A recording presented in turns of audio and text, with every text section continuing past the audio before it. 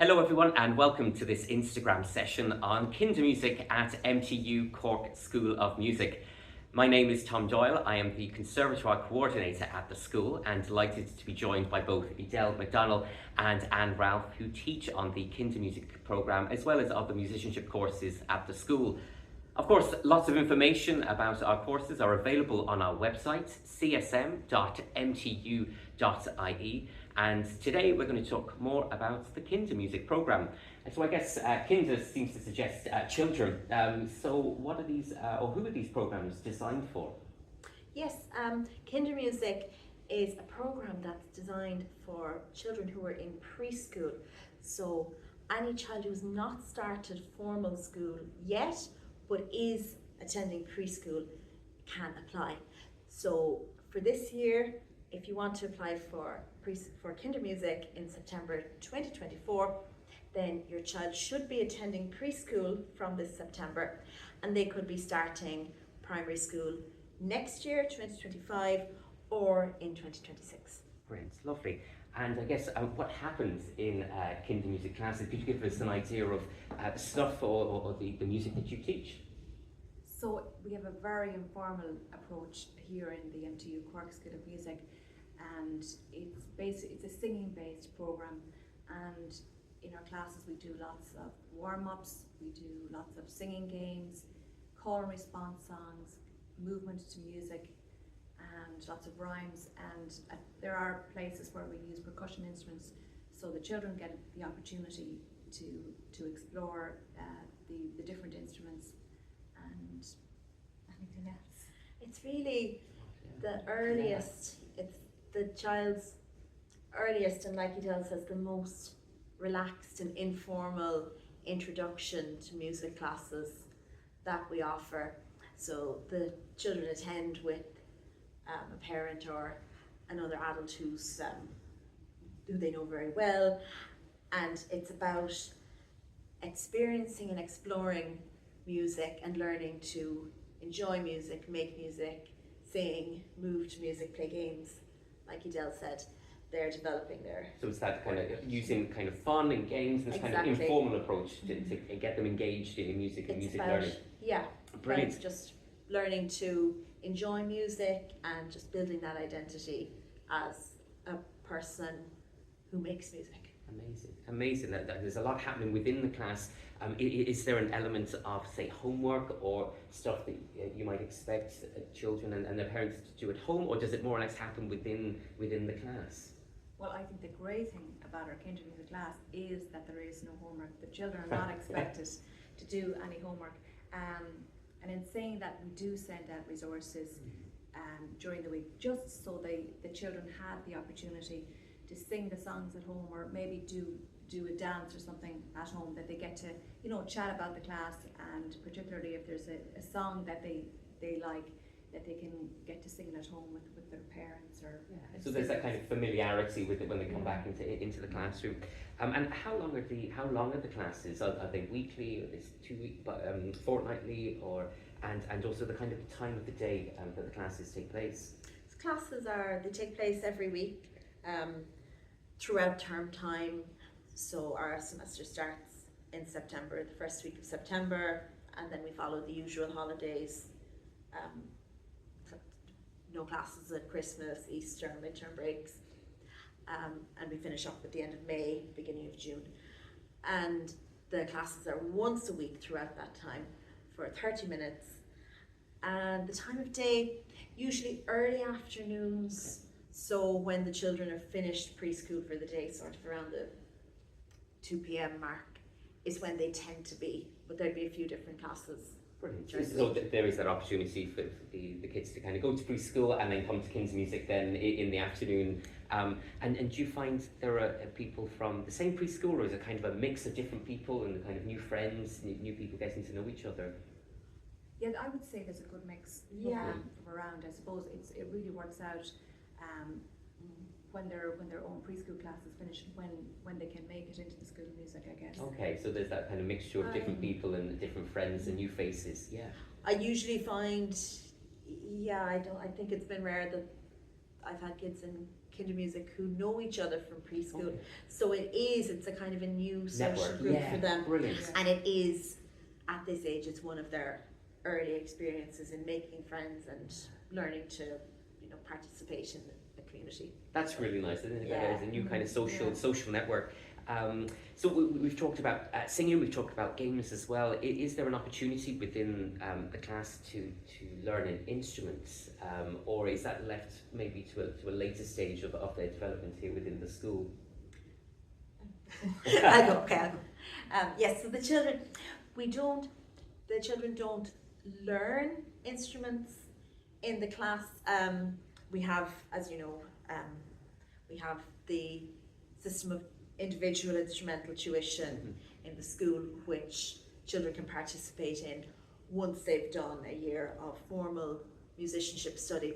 So we don't, in this group environment, teach the children to play an instrument, but what we do is we use the instruments as one of the mechanisms to explore sound and making music. So we have a good supply of classroom percussion instruments that are easy for children to play, so drums, maracas, tambourines, ways that children can make sound effects, so they can do a soundscape to accompany a story, they can practice keeping the beat, they can explore different types of sound that way. What else would we have? Yeah, and rhythm sticks. Yeah. Yeah.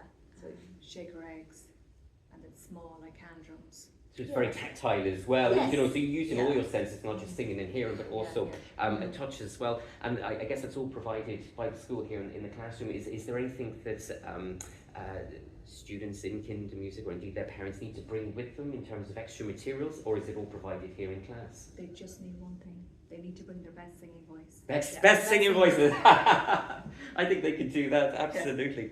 I guess talking about the kind of the benefits of Kindermusic, why might a parent who's thinking about introducing their child to music lessons, why would Kindermusic be a suitable or useful choice, do you think? What are the benefits of the classes that you see, I guess, during the year-long kind of program, or maybe actually afterwards as well, where you see the children going on next to? there's a range of benefits, and from some musical development, their academic development, literacy and maths. It doesn't directly relate, but it does. Their social and emotional development would be huge. So, and their physical development as well. So as you And the mentioned, coordination, is it? yeah, just like you were saying about the tactile element of holding the instruments. So that would be one area, as well as we would do a lot of, finger plays, your little counting rhymes, which actually do a lot for the development of fine motor coordination, which means just controlling small movements of the hands. Very important for children for learning to write. And of course to play an instrument. Later on, say if they're playing like a Yes. wind instrument or the piano So, or violin, The fine motor coordination starts with, can they control small things, finger movement.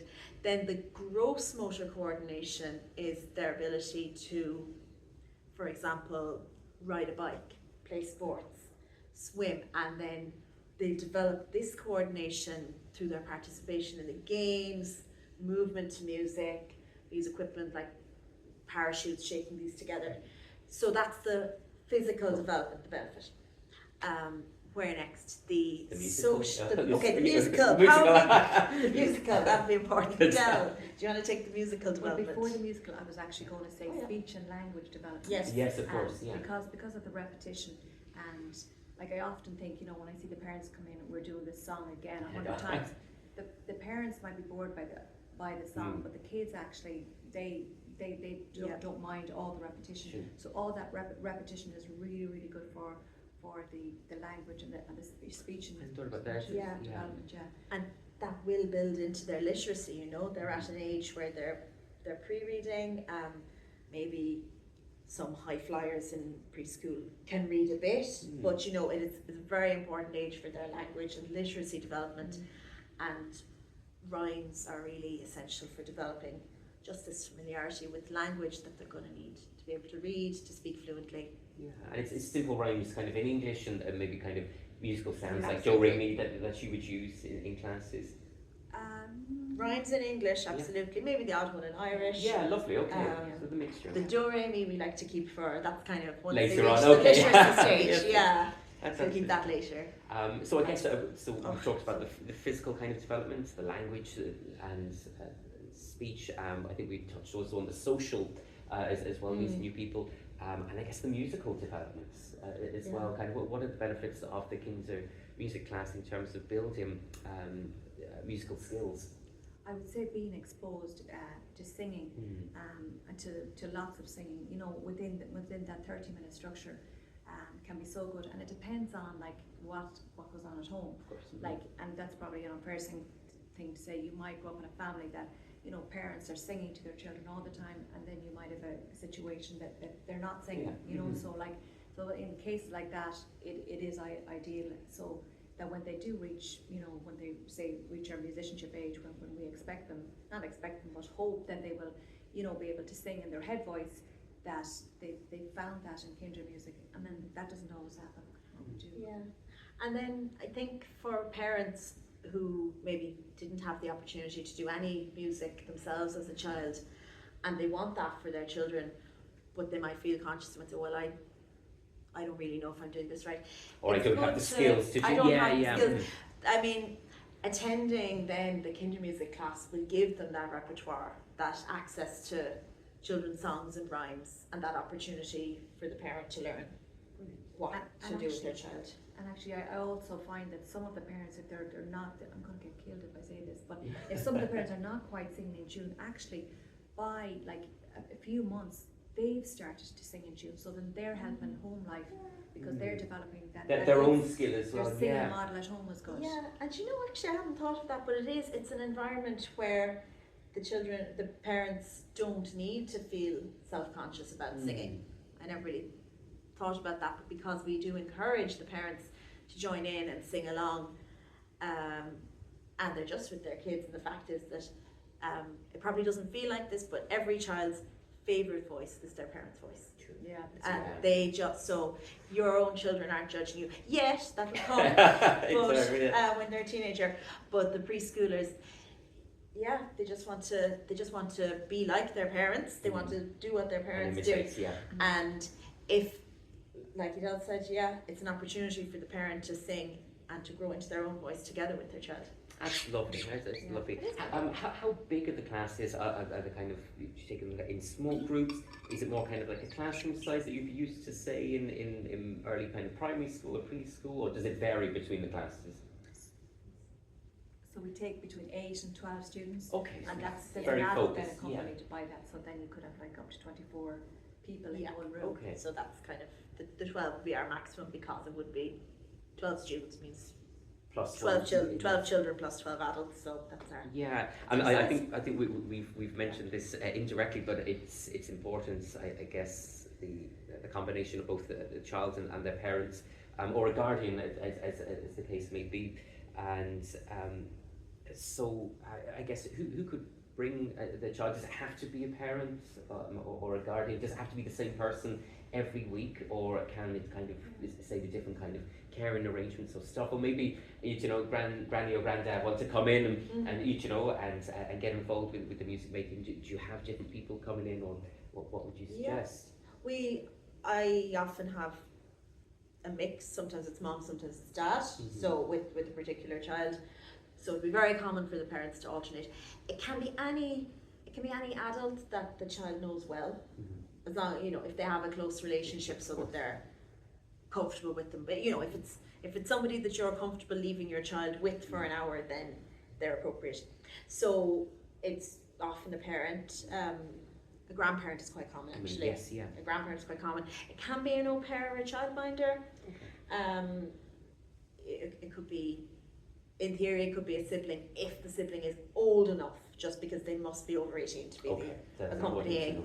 To be just for child protection reasons. But it can absolutely be a sibling if the sibling's over 18. So really, any adult that the child knows well and is comfortable with, and then Edel, you were saying sometimes the parents mix and match, so sometimes you get a different alternating adults each week. Yeah, and You it's mentioned good, that it's before. good to give the child to a different dynamic, you know, and they get to have a different kind Yeah. of chat. And also I was going to add that I've had grandparents in the class, which we really welcome.